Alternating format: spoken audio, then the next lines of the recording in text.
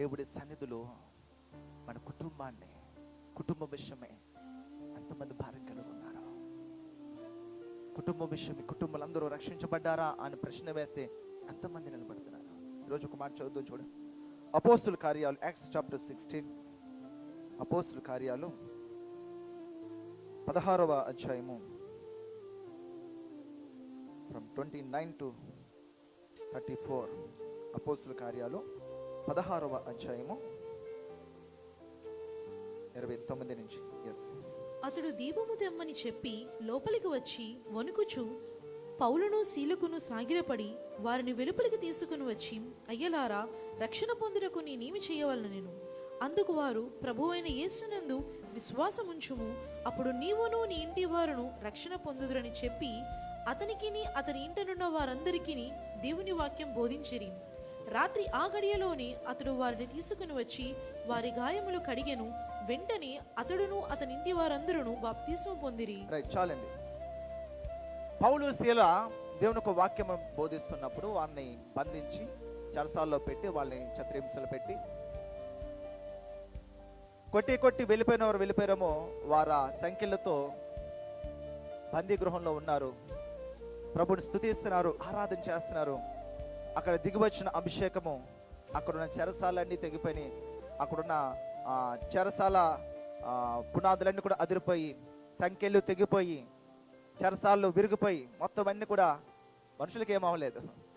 వారికి ఏవైతే ఆటంకముగా ఉన్నాయో అవన్నీ కూడా విరగొట్టబడ్డాయి. హల్లెలూయా. మనుషులకి అక్కడ ఎవరున్నా మనుషులకి ఏవైతే ఆటంకంగా ఉన్నాయో అవి మాత్రమే విరగొట్టబడ్డాయి. దేని ద్వారా? స్తుతి, ఆరాధన. రాత్రికాల సమయంలో వాళ్ళు చేస్తున్నారు. ఎప్పుడైతే ఆ క్రియ జరిగిందో అక్కడున్న జైలు అధికారి, ఈ భూకంపం వచ్చింది, దొంగలందరూ వెళ్ళిపోయారేమో, పారిపోయి ఉంటారు అనుకొని ఈ విషయం రాజుగారు తెలిసి ఎలాగా నన్ను మరణశిక్ష నాకు విధిస్తారు అని చెప్పి తన కత్తి తీసుకుని తానే పొడుచుకుని చనిపోదాం అనుకుంటున్నాడు. మీరే హాని చేసుకోదామా బాబు, రండి, అందరు ఇక్కడ ఉన్నారు, అయ్యా అందరు ఇక్కడ ఉన్నారు. ఆ దీపం పట్టుకుని లోపలికి వెళ్ళి చూడగానే అందరూ పౌలు శీల పాద దగ్గర కూర్చొని అక్కడ రాయబడ్డ మాట ఇది, అయ్యలారా, మారు మనసు పొందుటకు నేను ఏమి చేయవలను? హల్లెలూయా. 30వ వచనం చూడండి. వారిని వెలుపలికి తీసుకొని వచ్చి, అయ్యలారా, చదవను అందరూ కూడా, అయ్యలారా, రక్షణ పొందుటకు నేనేమి చేయవలను? సరే, దేనితో? అక్కడ తాగిందా? అతను మరలా తన కుటుంబం దగ్గర తీసుకుని వెళ్ళాడు.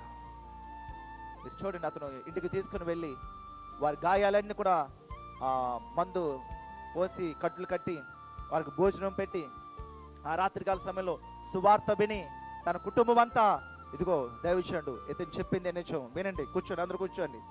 భార్యని, పిల్లల్ని, మరి అక్కడ ఎంతమంది ఉన్నారో తెలియదు, వారందరూ కూర్చోపెట్టి, ఈయన చెప్పే దేవుడే నిజమైన దేవుడు, యేసు ప్రభువే నిజమైన దేవుడు, నేను చూసాను ఆ రక్షణ, కూర్చోండి, మీరు తెలుసుకోండి. ఆ రాత్రికాల సమయంలో కుటుంబం అంతా మారు మనసు పొందిందండి. కుటుంబం అంతా మారు మనసు పొందింది. వారికి స్తుతి ఆరాధనకి బయట ఉన్న సంఖ్యలే కాదు, కానీ వాళ్ళ హృదయానికి ఉన్న సంఖ్యలు కూడా ఏవైపోయినాయి? తుత్తునీలుగా అయిపోయినాయి. హల్లెలూయా. వాళ్ళ హృదయానికి ఉన్న సంఖ్యలన్నీ తెగిపోయినాయి. నిజ రక్షకుడు చూసి కన్నులు తెరవబడ్డే వాళ్ళకి, వారికే కాదు వారి కుటుంబం కూడా దేవుడు కార్యం చేశాడు. ఈరోజు అటువంటి అభిషేకము ఆ రాత్రికాల సమయంలో జరిగినప్పుడు ఆ జైలధికారి అతని కుటుంబము,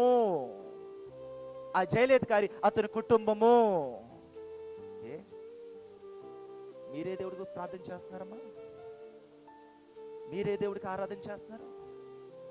మీరే దేవుని ఆరాధన చేస్తున్నారు? స్తుతులు చెల్లిస్తున్నారు? ఏ దేవుడికి చేస్తున్నారు? ఈ దేవుడు కాదా?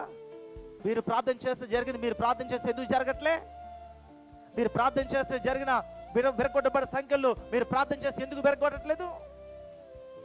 అక్కడున్న బంధకాలు తెంచిన దేవుడు ఇక్కడ ఉన్న ఈ తాగుడు బంధకాలని, ఆ దొంగ అనే బంధకాలని, వ్యభిచారం అనే బంధకాలని, తిరుగుబోతున్న బంధకాలని, డ్రగ్స్ అనే బంధకాలని, చెడు స్నేహం అనే బంధకాలు ఎందుకు తెంచలేకపోతున్నాయి అంటే కుటుంబ పరిచర్య చేయడానికి ఎవ్వరు కూడా ఆసక్తి లేదు.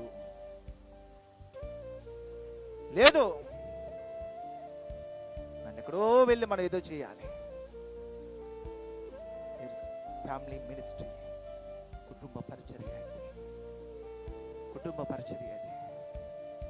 మన కుటుంబానికి మన విధేయులుగా మనం ఉంటున్నామా, చేసుకోగలుగుతున్నామా? కుటుంబంలో తల్లి కానీ, తండ్రి కానీ, భార్య కానీ, భర్త కానీ వారు కలిసి ఒకరు హెచ్చరించుకుంటూ, గద్దించుకుంటూ, క్షమించుకుంటూ, క్షమాపణ అడుగుతూ, క్రీస్తుని అక్కడ హెచ్చిస్తూ, ఏది ఏమైనా రాత్రికి వచ్చేసరికి అందరము కలుసుకుంటూ విశ్వాసంలో ముందుకు వెళుతూ ఉందా కుటుంబ పరిచర్య. ఉండాలి భారము, కుటుంబం పట్ల భారము కలిగి ఉండాలి.